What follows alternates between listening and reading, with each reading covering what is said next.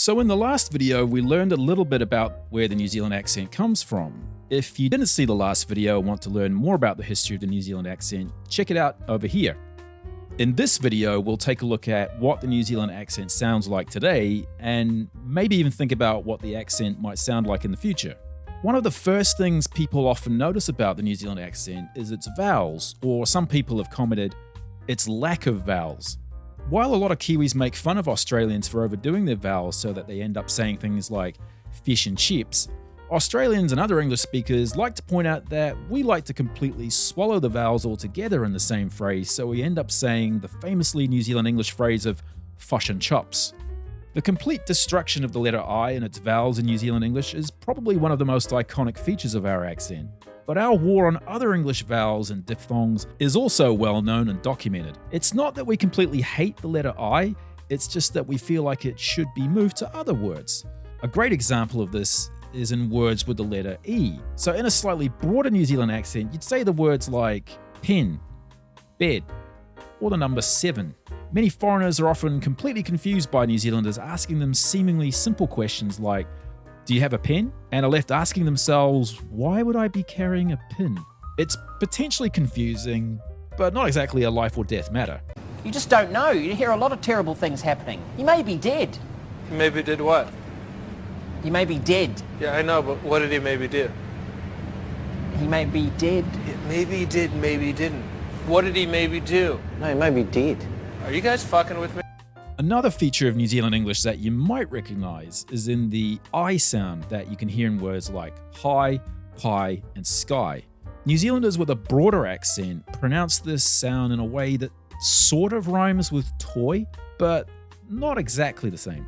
The best example of a fairly prominent New Zealander with a broad accent these days is the politician Simon Bridges, or as he's often referred to in New Zealand as Simon Bridges. It was fantastic. Really enjoyed it, and I've never been before, but just the vibe, the warmth, the love. Frankly, I thought was fantastic.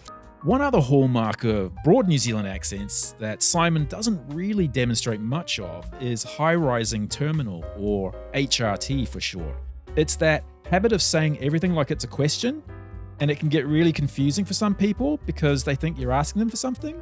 HRT isn't unique to New Zealand English, but it's pretty common in New Zealand, and it's especially more common in Māori English. It's something that a lot of New Zealanders can become a bit conscious about if they spend any length of time overseas, because HRT is often seen by English speakers around the world as something that's incorrect or even a bit uncultured. What do you think? Personally, as a New Zealander, I find it completely normal in daily conversation, but I would cringe a bit if I heard someone like our Prime Minister or some other public figure using it. To any other Kiwis watching, do you consciously try to not use HRT in more formal situations? I know I do. One other really common thing you might notice when you hear New Zealanders speak is adding an extra vowel to some past participle verbs ending in an N, like known, shown, or grown. Some, but not all New Zealanders put an extra schwa vowel into the sound, so it sounds like showen, growen, or knowen. I'm not really sure how or why this pattern came to be, but it's probably something around half of New Zealanders do in their speech these days. In the last video, I mentioned how we don't really have regional accents in New Zealand, except for an area at the bottom of the South Island called Southland, where they characteristically roll their R's. New Zealand and Australian English is known by most English speakers for being non-rhotic. Rhotic just means rolling your R's in words like car, girl, and farm. You'll notice how I said these words in a more quote-unquote typical way of New Zealand pronunciation, because I'm not from Southland and I can't actually roll my R's very well. But take a listen to how Southlanders pronounce words that have an R in the middle of them. Girl, bird, nurse, work, pierce. Yeah, you do roll your R's, eh? We're just going to read the words together. First one, girl. Second one, bird, nurse, work, nurse. This is a regional accent that came about because most European settlers to Southland were originally from Scotland. And if there's one thing Scottish people loved doing at the time, it was packing up to seek fortune and a new life in the coldest, wettest part of a new country, and of course rolling their R's. You can always spot a Southlander in New Zealand by their tendency to roll their R's as well as their love for bland food. Well, we've spent the last 2 videos looking at where the New Zealand accent came from, how it sounds these days, and some common characteristics of it. But of course, languages are always changing, so what is the accent going to sound like in the future? Well, I don't have a crystal ball, so how should I know? But there is one thing I've noticed, and others have picked up on it too. Remember how I said that the Southland accent is famous for rolling its R's? Well, rolling your R's seems to be something that's popping up in the speech of more and more young New Zealanders these days. This seems to have started amongst young Polynesian kids in South Auckland, which is famous for its large Polynesian community, and it's spread to some kids and younger people in other parts of New Zealand too. Where does it come from? Some linguists are saying that it's coming from the popularity of American music and culture in the Polynesian community. Personally, I think maybe yes and maybe no. I mean, American hip-hop culture in New Zealand is nothing new.